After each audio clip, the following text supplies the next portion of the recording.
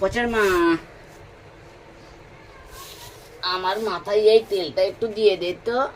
তেল? আচ্ছা দিয়ে দিচ্ছি, কিন্তু তুমি একটু বসো, আমি একটু রান্নাটা বসিয়ে আসি। হ্যালো, তুই ছেলের বিয়ে দিয়েছিস কি জন্য? বউকে কি আলমারিতে সাজিয়ে রাখার জন্য নাকি? না গো বাবু, আমার বৌমা খুব ভালো, এখানে বসেই ছিল, এক্ষুনি মনে হয় বাথরুমে গিয়েছে। চুপ কর, ভালো। বউকে একটু টাইটে রাখবি। হুম, তুই সংসারের জন্য অনেক করেছিস, এবারে পায়ের উপরে পা তুলে বসে থাকবি আর বউ রান্না ভাত খাবি।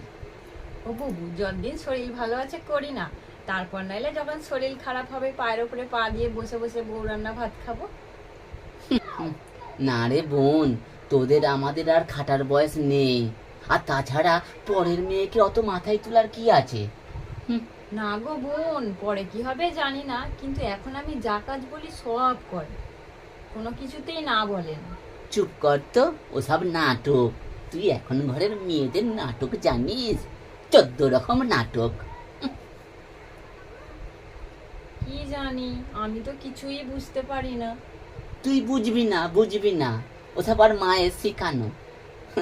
ওরা মারা বলে পাঠায় যে যে এমন নাটক করবি না, কিচ্ছু বুঝতে দিবি নি বুড়িকে।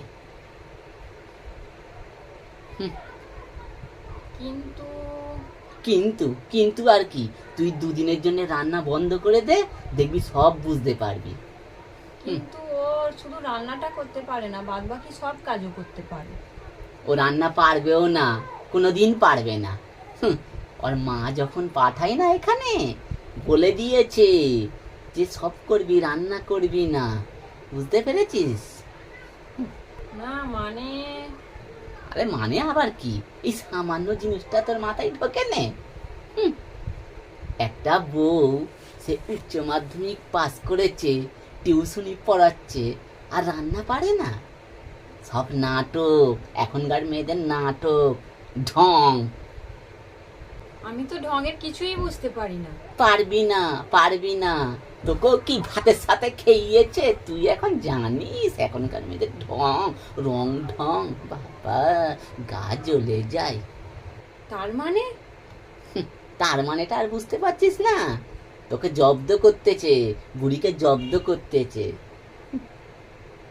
আমাকে জব্দ করা নয়, আমাকে যে জব্দ করবে আল্লাহর মারে পড়বে, সে কোনোদিন সুখী হতে পারবে না। যাই। A few moments later. আমাকে জব্দ